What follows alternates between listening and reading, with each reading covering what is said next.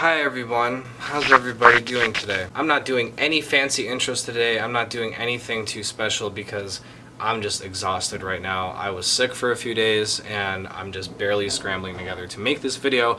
However, it's something very important that I'd like to discuss with you all today. So once again, welcome back to the Angelus Morton Productions channel, ran by a guy with shitty taste and way too much time. Throughout the great nations on this earth, we have seen many bands appearing in scenes and cities all over the world. And although a lot of these bands end up traveling all over the nation, or maybe outside of the nation if they're lucky, there's still great groups tucked away in these places that not many people know about. However, for now, I just want to focus on a scene in Canada in particular that I think is really defining our country's sound and contains some of the gnarliest, fucking coolest bands that you've ever heard in your life. And I'm talking about the Kitchener scene of Ontario.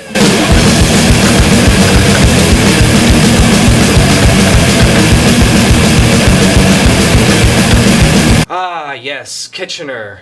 Home to many students and crack addicts. Now, if you actually look at the map, Kitchener is surrounded by other communities like Waterloo, Guelph, and Cambridge. Actually, last week we talked about a band called APOC, which is from Cambridge. So I'd like to kind of delve into three groups that I think really represent this scene and what it's all about, and kind of have a sound that I think is very, very important for Canada and for Ontario. So without further more intro bullshit from me, I'm going to introduce you to the first band on the list, hailing from Kitchener itself, Cathartic Demise.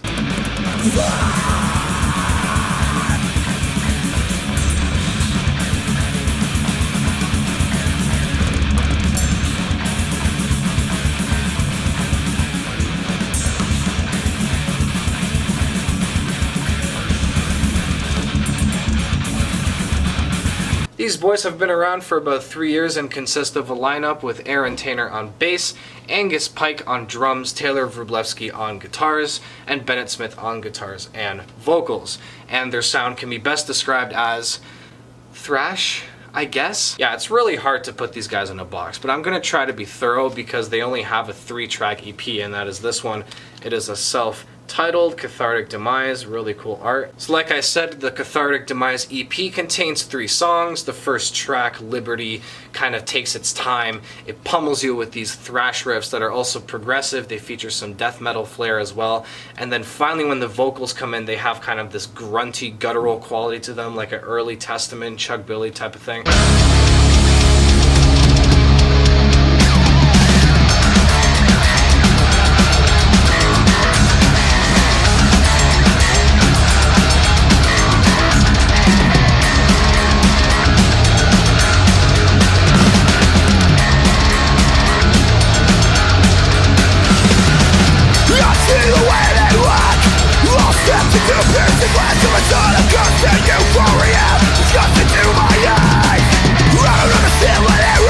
So these guys are very much rooted in thrash metal, but they do offer some different kind of intricate drum patterns. The way the riffs kind of play into each other is a little different. It's more technical sounding, so there's more going on than just kick-ass thrash metal. But Cathartic Demise actually ends up combining the two really, really well. The next song, Device, is just a little bit more brutal than Liberty, but it's also a great song. And then the third track, Solar Returning, is a fantastic closer, and I can't get enough of this EP. It's a great little EP to play once in a while, and I always have a blast when I am. I really want to see these guys come out with some full-length material because I think they have tons of potential just off of 3 songs. I'm super impressed. Yeah, overall, I can't say anything bad. A great introduction to Kitchener scene. If you want to check out a quick listen, Cathartic Demise, their EP is fucking bombastic. Check it out. Ladies and gentlemen, give it up for the unstoppable, the ferocious, the dangerous Raider!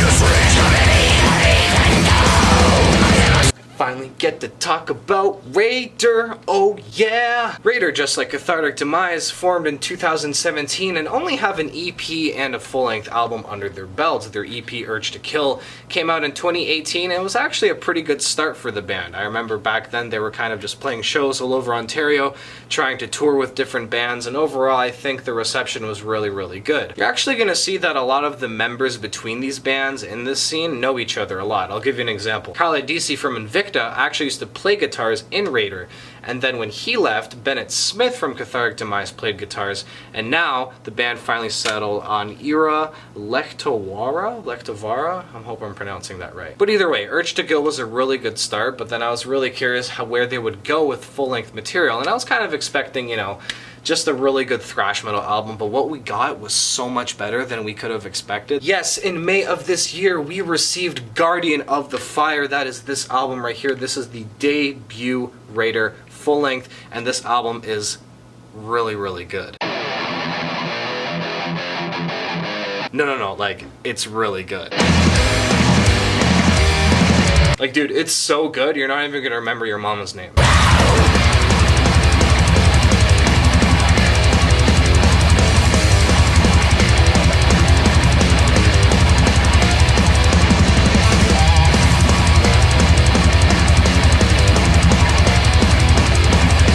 Yes, as you can hear, Guardian of the Fire does not fuck around, and I think what's really impressive is that they managed to combine those death metal grooves with the Toxic Waltz, and it's a really impressive achievement. Raider reminds me a little bit of Demolition Hammer. I think Demolition Hammer was a group that kind of mashed up like Testament and Cannibal Corpse into one, a little bit of thrash, a little bit of death metal. I think Raider is going for a similar vibe in that sense. However, I think the vocals and some of the riffing do lean towards death metal, but the main base foundation for Raider is thrash metal. So I'm still going to call Raider a thrash metal band, but they use their death metal elements very, very well. So my favorite tracks include the very first one, Bound by No Fate, No Sign of the Dawn, Endless Vengeance. The first three songs are absolute bangers. I liked Infernal Justice as well. There's just a lot of kick-ass songs on this album. I'm also going to link an interview that I did with Raider when this album came out, around the time that it came out. And if you're interested in reading that, they have some things to say about the recording process and things like that. So I'm going to link that in the description. You can check that out on my website. And the final group of today's video takes all of the good elements of the previous two bands and combines them and adds even more on top of it. Yes, you might know them. These guys have been very kind to us in Windsor and have came down on multiple occasions. Everyone give it up for Invicta! Invicta! Invicta! Invicta! Ow. Fucking slammed right into my... Ugh.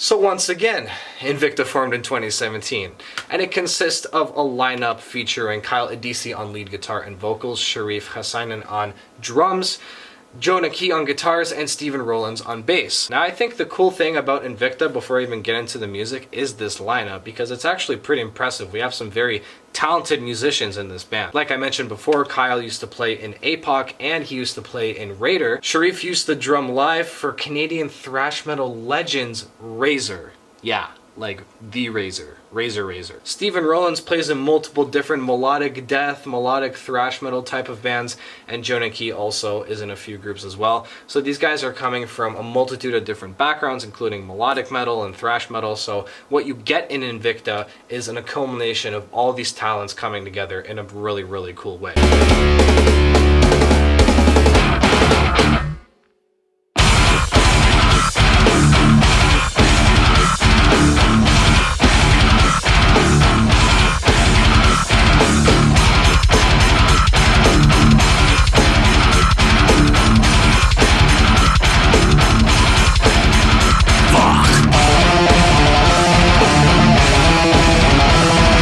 Halls of Extinction is a perfect 10 out of 10 album. I remember in 2019, everybody was talking about this record and people were absolutely loving the shit out of it, me included. So I would just seriously recommend this if you like something like Skeleton Witch, melodic death metal combined with thrash metal. Every song on here is just absolutely kick-ass. The first two, Terminal Brutality and Sacred Scourge, are just absolute bangers. Then you have the title track, Halls of Extinction, which isn't afraid to actually kind of slow down a little bit. It does feature some softer shredding from Kala DC, so it is kind of a good interlude between all the madness and brutality going on, and it's just a very well-balanced album overall. Each song here is super memorable, and I would really, really recommend you guys check this shit out. Invicta is a Kitchener staple, a Canadian staple, and I think that they are just at the absolute top of my list for bands from Canada and from Kitchener. That is all I have for you guys today. If you would like to support Invicta, Raider, or Cathartic Demise, all of their links are down below. If you'd like to keep up to date with what I'm doing, my Facebook page is linked down below as well, along with my Instagram, because I do post on there sometimes, but not often. And that's kind of like a little side note I wanted to make, so I'm trying to kind of establish like a more set schedule for these videos. I don't want to keep you guys waiting too long and all of a sudden pump out 2 videos a week and then not have a video during another week. My life is a little bit chaotic and this whole YouTube thing is kind of new to me. I do want to keep promoting bands, and that's just what I'm going to keep, I'm just going to keep doing that. But what I've decided to do was to start uploading every Monday and every Friday, and basically Monday is going to be my whatever kind of content video. We could do Canadian Crypts, exploring a label, I could do some kind of review or whatever. And then Fridays I'm reserving for a special kind of content that I'm not announcing quite yet because I'm still working the bugs out on it. However, it's going to be something annual that you're going to get every single week, and I think it's just going to be a cool thing. So yeah, I'm excited to move forward with the content here on the channel, and I hope you guys enjoyed this video. Check out the bands, and stay fans, become fans, support bands, what the fuck ever. Hells, motherfuckers!